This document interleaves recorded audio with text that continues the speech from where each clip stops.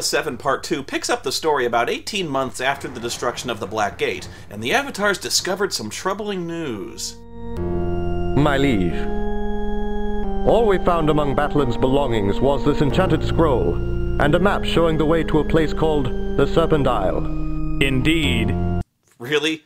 It took you 18 months before you finally decided to go searching through his stuff, the archmage who attempted to bring an evil red god into the world and teleported away from you vowing revenge. It only just now occurred to you to go looking through his stuff to see if he had a backup plan written down somewhere? No, you cannot do that! You must not! Damn you, Avatar! Damn you! Okay, well, that's done. I'm on vacation! Woo! Well, shouldn't we look for the wizard who built the Black Gate in case he tries to build another one? Yeah, eventually. Hey, who's coming to Buccaneer's Den? We hurry, we can still catch happy hour. I'm driving! Chicks dig the magic carpet! Woo! Stand back! Battling! In the unlikely event that the Avatar stops me from coming through the Black Gate, I command you to follow the unwitting female human Gweno to the Serpent Isle. There I shall outline my plan to destroy Britannia. Oh, and you should probably destroy this scroll too, just in case they take the bizarre investigative leap and actually search through your belongings. And since when did the Guardian start handing out his orders on magic holographic scrolls, anyway? We've seen he's perfectly capable of telepathic communication between dimensions, and Batlin was the guy he started talking to in Britannia from the beginning. You're telling me Batlin couldn't remember the phrase, "Go to Serpent Isle"? He had to keep that magic scroll laying around for future reference? 'Tis my worst fear. I must send the Avatar through the pillars to the Serpent Isle. My second worst fear is eating a loaf of bread laced with rat poison, but that seems unlikely to pass. Your ship passes between the Serpent Pillars and teleports away to end up immediately beached on a strange and distant land, the eponymous Serpent Isle. And hey, I even used the word eponymous correctly. And you remember how I complained in my scathing review of Ultima Underworld 2 that even though you're a 9-time savior of Britannia, for some reason you start your adventure with no weapons or armor or spells? Well, in this game, you and your companions arrive on Serpent Isle armed to the teeth with all the swag you got in the Black Gate and more. Everyone's got everything! Magic armor, magic bows, magic arrows, magic throwing axes, magic shields, magic spears, and magic helmets, magic everything, a sword that protects you from magic, and you've remembered to pack your fully loaded spellbook along with the most powerful weapon in existence, the Black Sword. Although, we did forget one thing. We kind of forgot to pack the magic carpet. I mean, being able to fly might have been slightly, kind of, massively useful, but whatever. I mean, finally some common sense, right? The world's greatest heroes actually start the adventure prepared. And then seconds later, you all get struck by lightning repeatedly, which instead of killing you, teleports every single piece of equipment away. Because God hates me. But you know what? I'm not even mad, because at least this game gives you a reason all your equipment goes missing. At least it's not Underworld 2, where the only explanation is you showed up to a party fat and out of shape and wearing nothing but burlap. At least here it's part of the plot. And that reason is the island is racked with bizarre magic storms called teleport storms. When something here is struck by lightning, it's replaced by something else, something completely random from somewhere else on the island.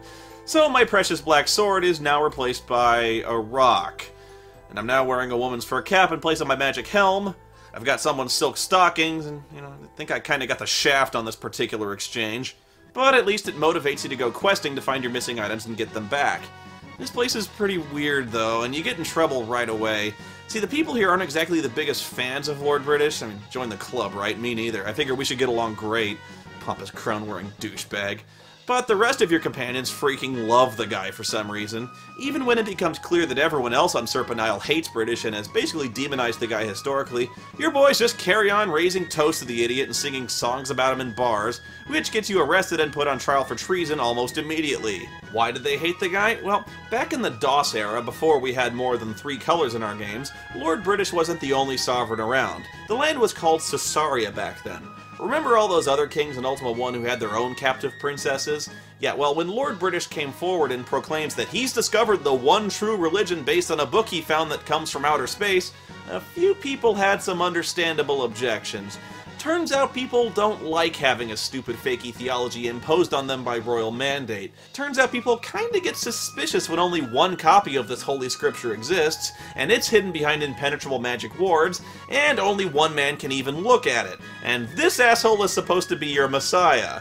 Yeah, let's just say a few people called bullshit on Lord British. So in the end, these people who objected, 3 entire nations of people, were forced to leave the planet entirely, because they wanted to continue pursuing their own philosophical beliefs free of persecution. Still thinking Lord British is a good guy, he declares himself king over the entire planet, crushed all resistance before him, creates his own theocratic monarchy, and instead of tolerating any other form of worship or religious belief in his domain, forced thousands of people into extra-dimensional exile. What an asshole! This intolerant prick refuses to even countenance the presence of those who don't blindly follow his made-up religion without question. This wouldn't be the first or last time this would happen either. I mean, in Ultima 6, he didn't even attempt to pursue diplomatic relations with the gargoyles either. He just sends the Avatar to go slaughter everyone who threatens his precious shrines. In fact, the only reason he accepts a truce in the first place is when the Avatar forcibly imposes one on him by giving one of the vortex lenses to the Gargoyle King. What makes British even worse is that his religion is actually a complete lie. A lie that's revealed when you get to Serpent Isle and find the ruins of the ancient people who used to live there, a race of people called the Ophidians. The Ophidians believed in godlike serpents representing the conflicting principles of order and chaos, and they followed their own virtues based on those forces. The serpents take the form of 2 snakes wrapped around together in conflict. 2 snakes coming together, facing each other.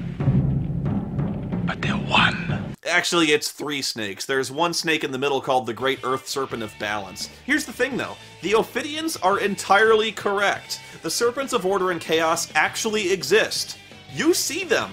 Hell, you talk to them. They are fucking real. So real, in fact, that when the serpent in the middle that keeps order and chaos from destroying each other goes missing, the resulting imbalance and conflict starts to unravel the fabric of reality itself, and threatens to not only destroy Britannia and Serpent Isle, but all of existence in every dimension, everywhere. Basically, the serpents are God in these games. What does this have to do with anything, besides Lord British being every bit the power-mad, intolerant, murderous skid mark the Caesarians think he is? Well, as I said, the Serpent of Balance has been lost. I think what happened is that in Ultima 3, Exodus got so powerful he somehow managed to rip the Earth Serpent out of the Void and bound it to guard Castle Death, and from there, I don't know, it got sealed up in a statue. In the meantime, the other 2 snakes started fighting. The Order Serpent ended up killing the Chaos Serpent, and that really fucked things up. And that's why there are teleport storms. That's the universe destroying itself. And Batlin, well, he's got his own plan, although I'm not 100% sure I fully understand the big picture here. He's gathered the 3 pieces of the Chaos Serpent, and he wants to use them to somehow steal their power. He even tells you that he plans to use this power to become immortal and overthrow the Guardian himself. But something goes wrong, again I'm not sure what, but when Batlin tries to open the Wall of Lights, access the Void, and gain this power, lightning strikes him from out of nowhere and just kills him. See how I reward those who fail me. Yeah, but what? The Guardian did that? So he can just smite any poor bastard he wants with Sith lightning at any time? Why doesn't he just use that to kill the Avatar? He could have done that before he destroyed the Black Gate. I don't know. But here's the really bad news. When Batlin fucks up the spell, it releases 3 raw elemental forces of chaos known as the Chaos Banes, and they infect the bodies of your companions and turn them into demigods of chaos. Shamino becomes the Bane of Anarchy. Dupre turns into a monster called the Bane of Wantonness, basically the spirit of lust and selfish desires. And Yolo becomes the Bane of Insanity. Whoa, looks more like the Bane of severe allergies to me. But this is a pretty fucking badass plot, having your friends turn against you and you having to find a way to bring them down. Although I still have to laugh at poor Shamino here. Everyone else gets an awesome new demonic makeover. Dr. Insanulo here gets the clenched teeth and horrible bloodshot eyes. Dupre gets turned into some deranged lizard head guy. And Shamino, the terrible Bane of Anarchy, gets the exact same dopey hangdog look he always had. He just sort of glows blue. I'm sorry, I just can't see the world quailing in terror before a dude in a deerstalker cap. So your old friends, now possessed of this godlike fury, wage a campaign of genocide across the entire island and kill just about everybody. Yeah, well, I didn't need them anyway. They're not really my friends, because I've got the Create Automaton spell, so I'll just make robot versions of my friends and dress them up the same way, and they'll be better, because they don't have to eat or poop or anything. And robots don't abandon you. Not like people do. Anyway, this game is widely considered to be the best of the series because of the high stakes and the shocking turns the plot takes with your longtime companions when you're forced to hunt them down in an attempt to restore their sanity. And I'm mostly inclined to agree, because I love Ultima 7, but again, I have to play the bad guy for this review. There's a few nagging problems with the game engine that really started to wear on me in the second game. Playing Part 1 and Part 2 back-to-back can cause a real severe case of burnout because of these problems. The first thing is the font they chose for all the dialogue. It's this old English calligraphy-style font, and there's a ton of it. It's just hard to read, and even though it's outlined in black, it tends to blur together with the background graphics. I just really wish they'd chosen a more basic, easy-to-read font without the swirls and curls, and put a darkened backdrop behind the text. It gives me a headache. Second, the game is really glitchy. It has this nasty habit of letting monsters respawn when you scroll a region off-screen in return, which is either bad design or it's needlessly cheap. Sometimes characters get stuck inside inaccessible buildings or in weird behavior loops that prevent you from getting needed quest items. A harmless but really funny example of this is when city guards run into each other on patrol and get into an endless argument over who should get the fuck out of the way. You're in my way. Need you to move. You gotta move away from there. You're in my way, sir. Move it. You're in my spot. Move over, sir. Move over. You're in my spot, sir. I love it. I keep waiting for them to get into a fist fight. Speaking of fighting, I never really feel like I have any control over the combat either. I never do anything. Whenever I get attacked, all I do is push a key to activate combat mode, and I pretty much just sit back and watch the fight play out automatically. All the characters just mob together in one big clusterfuck, everybody's swinging swords at indeterminate targets, things are exploding, the action is obscured with character dialogue, and in a few incomprehensible seconds, it's just over and I loot bodies. I basically have no meaningful input to the outcome of fights aside from how I equip the characters, and combat just becomes a spectator sport, which is in stark contrast to the strategic decisions involved in earlier games. If you're having trouble with the combat, I found the best thing to do is collect sleeping potions, which ordinarily have no practical value. Except if you open your inventory during combat, you can use the sleeping potion on your enemies, and for some reason this works. They just fall into a coma on the spot. So if the Chaos Banes get together and start kicking your ass, apparently in the middle of combat you can just force feed them sleeping potions, and they're rendered completely helpless. I have no idea if this is a glitch or an intentional design decision. It's like the bronze men who eat the poison grass in clones of Bruce Lee. Why would they do this? The interface really starts to get on your nerves too. Nothing is as easy as it should be in this game. Here's a prime example. All I want to do is put this black rock serpent inside this slot in the temple's floor, but come on. The game just doesn't understand that this— God damn it! Why does it have to be this precise? I'm putting it in the slot. Fuck! I mean, it's right over the slot. God damn it! This shouldn't be that hard! You also have to manage every individual character's inventory, which is an incredible amount of micromanagement. You have to get downright obsessive-compulsive with your inventory organization if you want to find anything without 5 minutes of searching through 6 distinct inventories. In fact, it's the inventory system that made me rage quit this game and leave it unfinished up to now. Here's what happened. At the end of the game, you need to free the Great Earth Serpent from its prison so it can restore balance between order and chaos and save the universe. And to do that, you need to wear all the sacred Ophidian Serpent relics, because only the Hierophant of Balance, who wears all these items, can access the Temple of Balance. So I played the whole game collecting all the Serpent items until finally it was time to suit up. My destiny was all leading up to this. I donned the sacred serpent armor, wielded the powerful serpent staff. I wore the fabulous serpent earring. What? Serpent earrings, really? I wore the serpent necklace, the serpent crown, readied the mighty Ophidian sword, and finally, I wore the serpent ring. Wait, where the fuck is the serpent ring? Oh shit. Oh no. Oh no! Where the hell did I put the serpent ring? No joke, this actually happened. I played through the entire game, I got to this point, and I lost the goddamn serpent ring. Oh, I am so fucked. So fucked. I spent 2 hours searching in vain through every bag in every character's inventory, dumping everything out, dumping every bag on the floor, and separating every item, which are full of this chaotic mess of potions, magic scrolls. I got fucking coins in 3 different denominations. I got gold bars, piles on piles of fucking beef jerky. I got green cheese, crossbow bolts. My god, why didn't I organize the shit in my backpack better? Rings in Ultima 7 don't even look like rings. They look like 2x2 squares of pixels. This thing is fucking gone. I could have dropped it anywhere in the entire world, and I'll never be able to find it again. The universe is officially doomed because I'm an idiot and I lost the fucking ring. Can you imagine how frustrating it would be to play this game for weeks, only to get this far and lose a game-critical item? I mean, yes, I admit it. I'm a fucking idiot. It's my fault. I should have been more careful with the absolutely vital magical relic, but after playing the Black Gate, I just gotten so numb to the mundanity of managing the packing habits of 6 fucking people, I could have put this fucking thing anywhere. I guess it's authentic to real life. Like, if you just threw the One Ring of Power into a backpack full of all the shit you collected over the course of an adventure, you'd be hopelessly fucked trying to find it too. Ah, but here's the killer part. I shouldn't have quit playing. Why? Because of another game glitch. Even though the game tells you that you need to find every single Serpent artifact, this is in fact not true. When you get to the end game, it checks for every single Serpent item, except one. It does not check for the Serpent ring.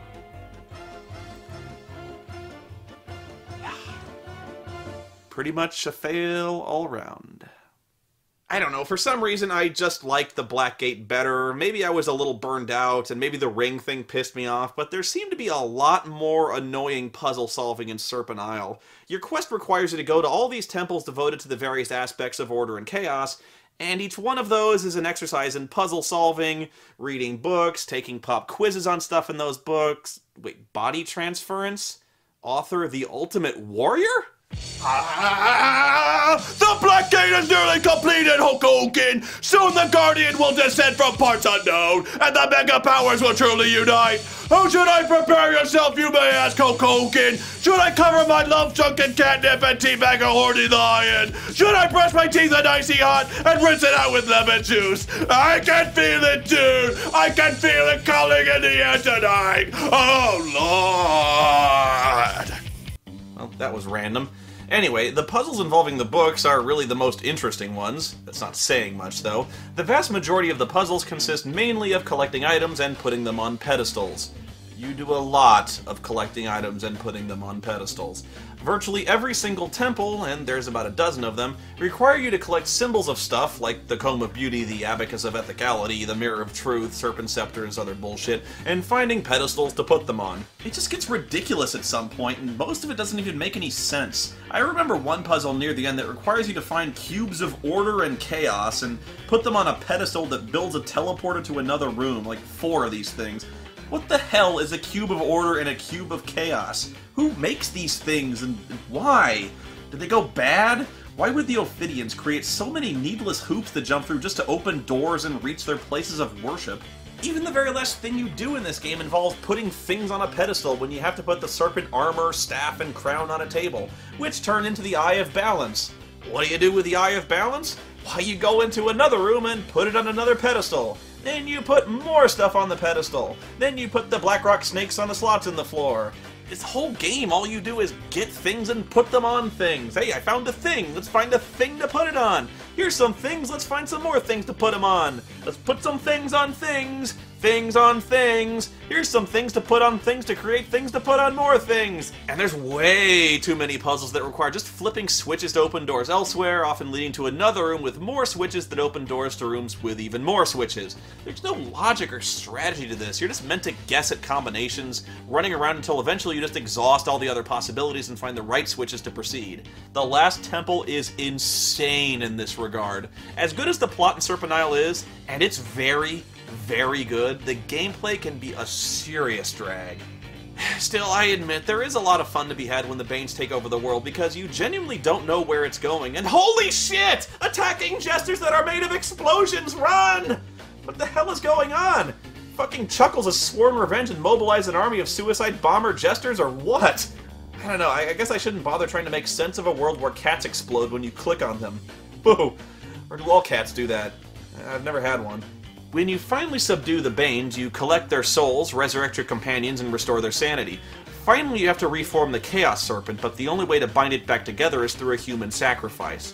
So your friend Dupre, unable to cope with the guilt of all the deaths he's caused at his hands, commits suicide in your place by hurling himself into a crematorium. That done, you go to the Temple of Balance, flip a lot of switches, put a shitload of things on other things, and finally release the Great Earth Serpent, which somehow pulls you into the void.